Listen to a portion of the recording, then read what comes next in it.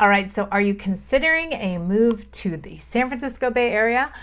Well, if you are, we are going to be talking about why we love living in the Bay Area. This is going to be a 3-part series, and this is part 1. And if you want to know that, let's get into this video.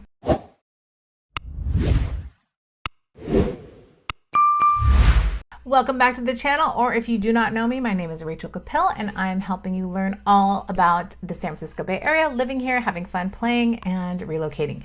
So if that's stuff you want to know about, make sure to subscribe and hit the like buttons if you're getting value. And in today's video, we're talking about why we love living in the Bay Area, part 1. It's going to be a little bit different, but we're going to be talking about why we love living here, because one of the main reasons of this video is to talk about Legoland, okay? So if you want to know about Legoland, this is going to be the video for you, and I'm going to go over why it's such a part of living in the Bay Area. All right, so you might be wondering, like, why are you talking about the San Francisco Bay Area and Legoland, which is in San Diego? I'm talking about it because there are so many different reasons why we love living in the San Francisco Bay Area. I've talked about it multiple times. You can make a lot more money here. The weather's perfect. There's so many outdoor activities. There's just so many different things and reasons why we love it. But the main point of this video is to kind of show you a vlog tour of my trip recently to Legoland. Because if you have kids and you live in the Bay Area, I'm telling you, 9.9 times out of 10, you're gonna contemplate a trip to Legoland. And you can either do it one of two ways. You can drive down, which is what we did, or you can fly down, which is great. We chose to drive, which I probably wouldn't do again, which I'm going to go over the pros and cons of all of my trip to Legoland. But we chose to drive down because we had friends that we wanted to visit, and we wanted to also hit up a couple different other spots, which will be in parts 2 and 3, which are coming after this. So back to Legoland. Here are the pros of our trip to Legoland. So first off, the drive was definitely manageable because we stopped to visit a friend in Murrieta, and that's kind of avoided some traffic. We went at specific times, so we avoided as much traffic as possible and saw her and kind of broke it up. And then we ended up driving up towards San Diego, kind of down and up towards San Diego, to stay at the Legoland Hotel. And let's get into the pros right now. All right, so let's go over the pros of Legoland and what you should do when you come to visit. Now, we drove, again, like I said, figure out your trip, what you want to do.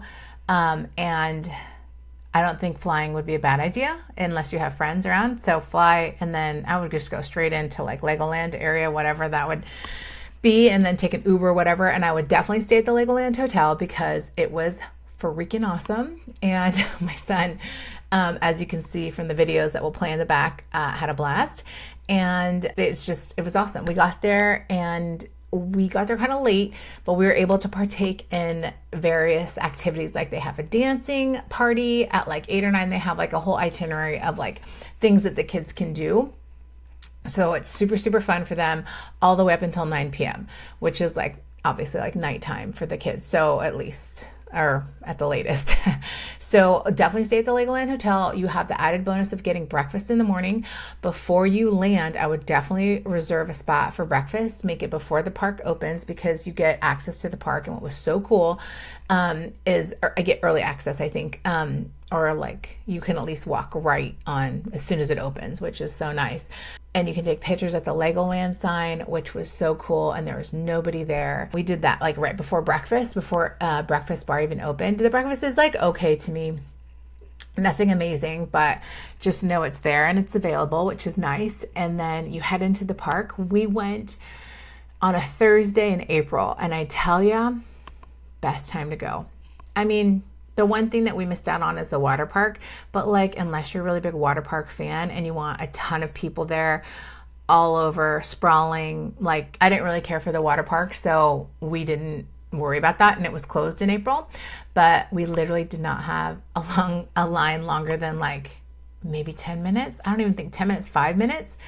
It was awesome, super, super duper awesome. Tons of food, no lines, playgrounds, lots of places to play and things to do. So the kids just, so many things to see. It's just awesome. There are tons of characters that come out throughout the day, and they have little schedules that you can see. So you get photo ops with all the different characters. I mean, I had so much fun. I just like, I couldn't say enough about this. Like, it was a blast. My son had a great time, and he actually really loved racing like these boats up and down. Like there's like a boat race thing, and we'll show you in the video.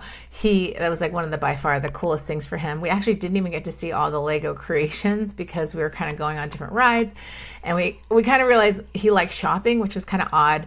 I think because we took him on a roller coaster, kind of a big one, too early. I think he got like maybe sticker shock, so he was like trying to do the shopping instead of the scary rides. I don't know, but lots and lots and lots of cool things to do. It's just awesome. And I definitely stay at the Legoland Hotel. I would go off season.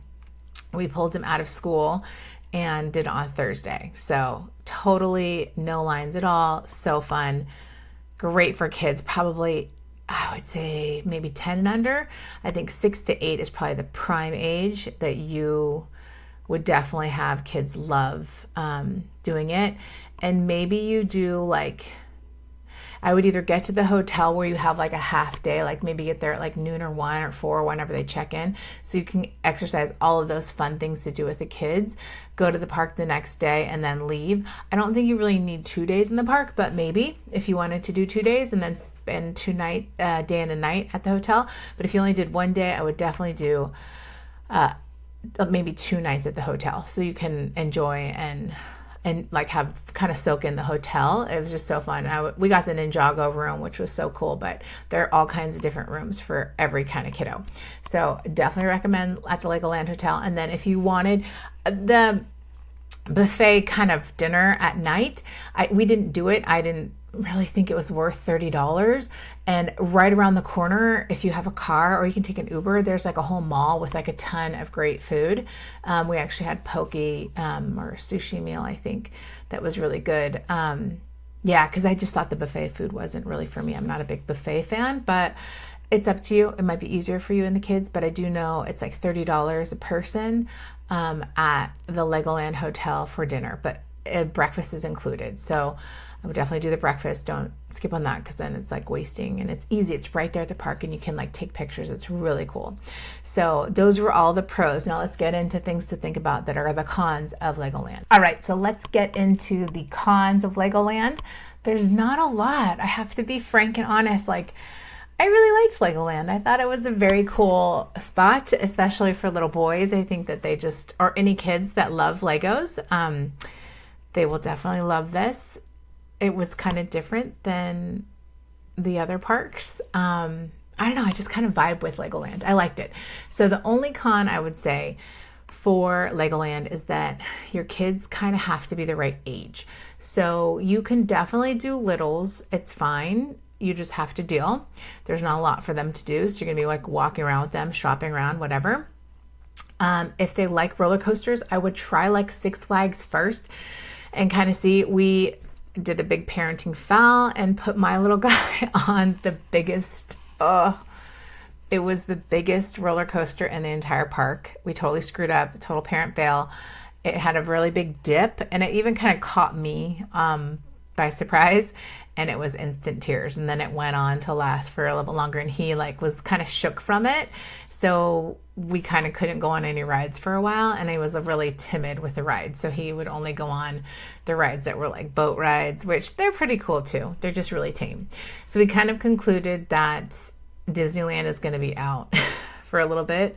In my next video, I'm going to go over Universal, which is what we did after this park.